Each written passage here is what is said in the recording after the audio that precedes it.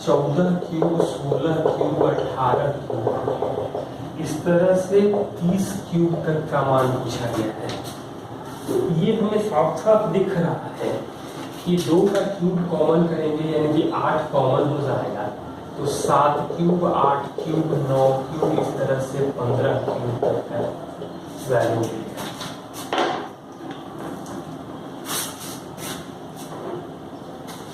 इसको हम लोग लिख सकते हैं 8 गुणे 1 से लेके 15 के क्यूब, 1 से 15 तक के क्यूब को जोड़ देते, 1 क्यूब, 2 क्यूब, इस तरह से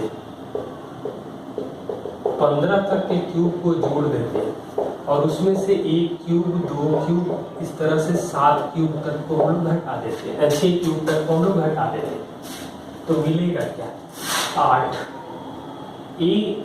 1 cube, 2 cube, 3 cube, n cube तक का सम होता है n स्क्वायर यानी 15 स्क्वायर गुणे 16 स्क्वायर बटा 4, 6 स्क्वायर गुणे 7 स्क्वायर बटा में 4, n square into n plus 1 का होल स्क्वायर अपॉन 4। ये मिलेगा 8। ये 4 का मतलब 2 से भाग दे देंगे, 2 का स्क्वायर तो 120 का स्क्वायर माइनस 21 का स्क्वायर यानी 8 गुणे 99 गुणे 141। तो इकाई ऑप्शन जो हमें दिया गया है उसमें दिया गया है 134,576, 12,0212, 115,624 और 111,672। तो ये तो साफ साफ दिखाई दे रहा है कि 9 एकम 9 8 72 यानी इकाई अंक 2 यानी इन लोगों के बारे में हम लोग बात करेंगे। 8 से कट रहा है तो 212 8 से नहीं कटता है। तो 8 क्यों नहीं कटता है मैं बता रहा हूँ। ये हमें मालूम है कि 12 जो है 0-12 को मतलब 100 तक हम लोग 8 के डिविजिबिलिटी के बारे में बाकी वीडियो में भी मैं बात किया हूँ। तो 0-12 नहीं कटेगा 8 से, क्योंकि हम लोग 100 तक सबको लगभग याद रखते हैं कि कौन 8 से कटेगा। तो 212, 412, 612, 812, 1012, 812 नहीं कटेगा। यदि 72 कटता है 12 से 8 से, इसलिए 272, 472, 672, 872 कटेगा। 112 जो है वो 8 से 0-12 नहीं कट रहा, मतलब 112 8 से कटेगा। तो 312 8 से कटेगा, 512 कटेगा, 712 कटेगा, 912 कटेगा। ये 8 के डिविजिबिलिटी का एक नया तरीका मैं यूज करता हूँ। जनरली लोग लास्ट 3 डिजिट देखते हैं, लेकिन मैं ये इस्तेमाल करता हूँ। क्वेश्चन नंबर 12 नंबर सवाल में दिया गया है 4600 प्लस 540 प्लस 1280 प्लस 250 प्लस 36। इस तरह के सवाल बड़े आसान होते हैं। 36 का 6, 256 16, 1296 यानी 36, तो 576 यानी 24। तो 4624 का वर्गमूल क्या होगा? और ऑप्शन दिया है 69, 68, 70 और 72। तो ऑब्वियस सी बात है कि ये दोनों तो होने का सवाल नहीं है। 24 लास्ट में है तो 68 होगा ही होगा। एक तरीका और हम लोग देख सकते थे कि 4600 के जस्ट बाद क्या है जो परफेक्ट स्क्वायर है। 4600 प्लस है तो 4600 के जस्ट बाद, ये भी हम लोग अप्लाई कर सकते हैं। क्वेश्चन नंबर 13 में x plus y plus z हमें दिया गया है 0 और 3y square plus x square plus z square upon 2y square minus x z का मान क्या होगा? तो इस तरह के क्वेश्चन के लिए 1, 2 और -3 पुट कर लें। हम 1, -2 भी पुट कर सकते थे, लेकिन हमें ऐसा होना चाहिए कि डिनोमिनेटर 0 ना आए। तो 3 गुणे 4 1 और 9, 8 माइनस 3 यानी कि 12, 13, 9, 22/11 यानी इसका आंसर जो आएगा वो 2 आएगा।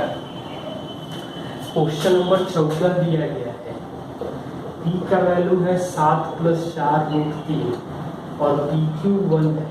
तो Q का जो वैल्यू आएगा वो 7 माइनस 4√3 आएगा।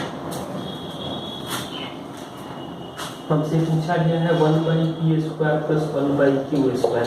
इसको लिख सकते हैं p²/q², p²/q²। pq तो 1 है तो कोई प्रॉब्लम नहीं है। a प्लस b का स्क्वायर है माइनस b का स्क्वायर करेंगे तो 2 टाइम्स 7² प्लस 4√3 का whole square.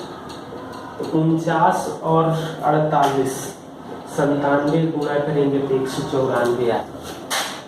aq plus 3a² plus 9a plus is equal to a।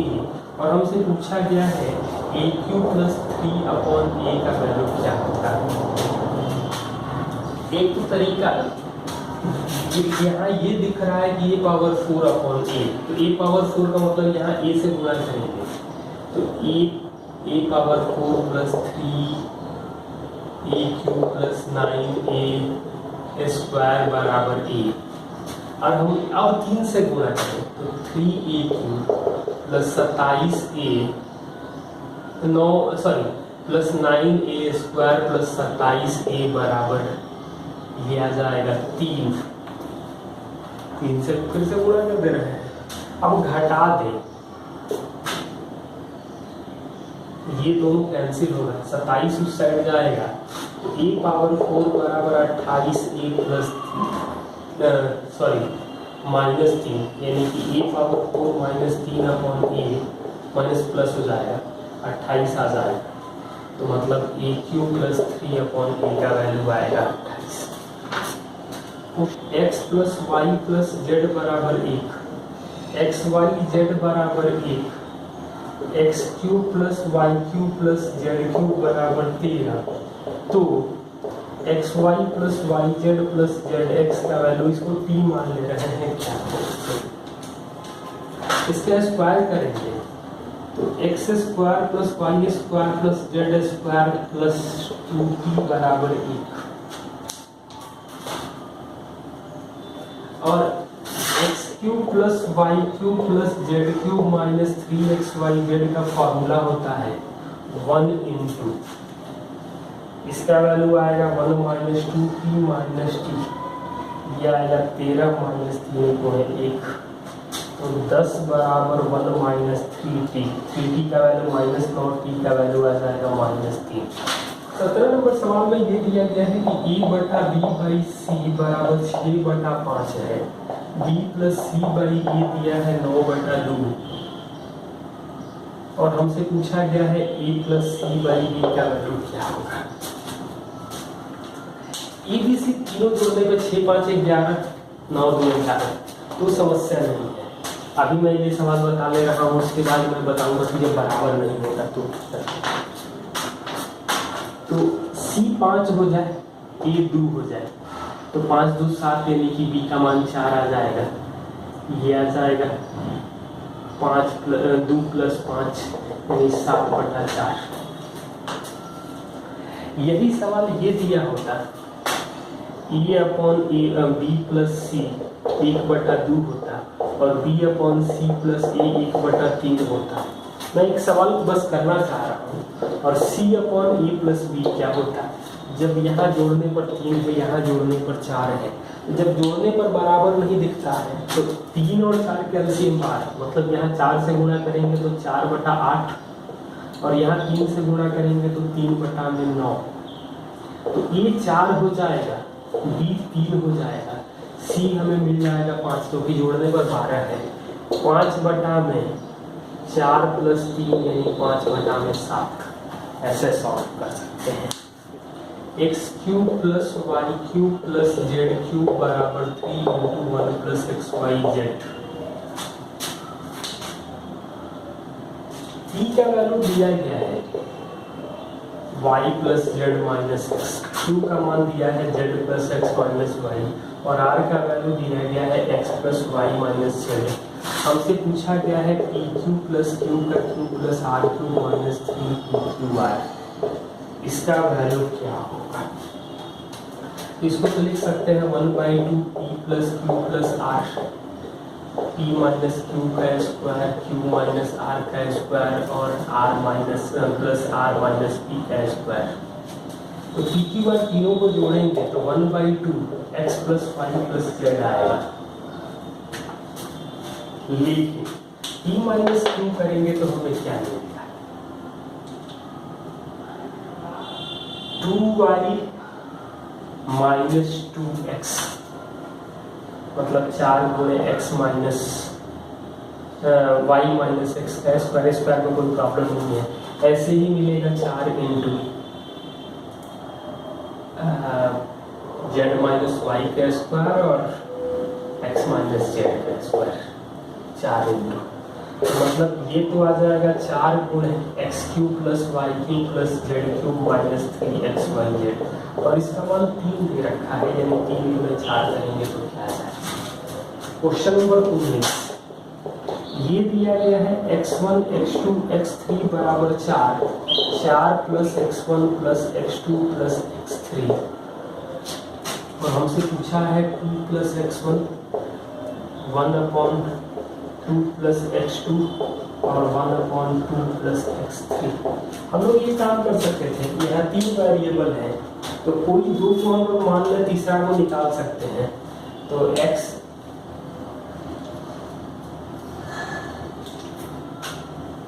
किसी दो को मान लें, तो एक ही को मान लें, तो x3 बराबर 4 6 प्लस x3 मतलब 24, यानी x3 का मान आ जाएगा -8, मतलब 1/3 plus 1/3 minus 1/6, LCM 6, 2 plus 2 minus 1, यानी कि 4 माइनस 1, 3/6 को 1/2 लिख सकते हैं। हम लोग और भी कुछ मान सकते थे, x1 x2 को 1 2 मान लें, x3, मतलब किसी दो को मानेंगे, तीसरे को ही कैलकुलेट करना होगा। क्वेश्चन नंबर 20 नंबर सवाल दिया गया है x² माइनस x प्लस 1 बराबर 0 के मूल है अल्फा बीटा, मतलब अल्फा प्लस बीटा 1 आएगा और अल्फा बीटा आएगा 1। तो हमें वह समीकरण बताना है जिसके मूल अल्फा क्यूब बीटा क्यूब हो। तो alpha cube plus beta cube निकालेंगे और alpha cube into beta cube निकालेंगे। तो ये तो 1 का क्यूब यानी कि 1 आ जाएगा।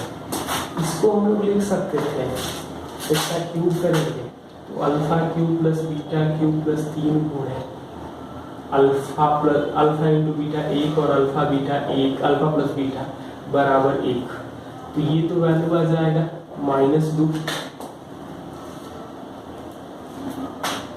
यानी कि समीकरण होगा x² minus alpha cube plus beta cube into x plus alpha cube beta cube बराबर 0। x² माइनस प्लस 2x और प्लस 1 बराबर 0।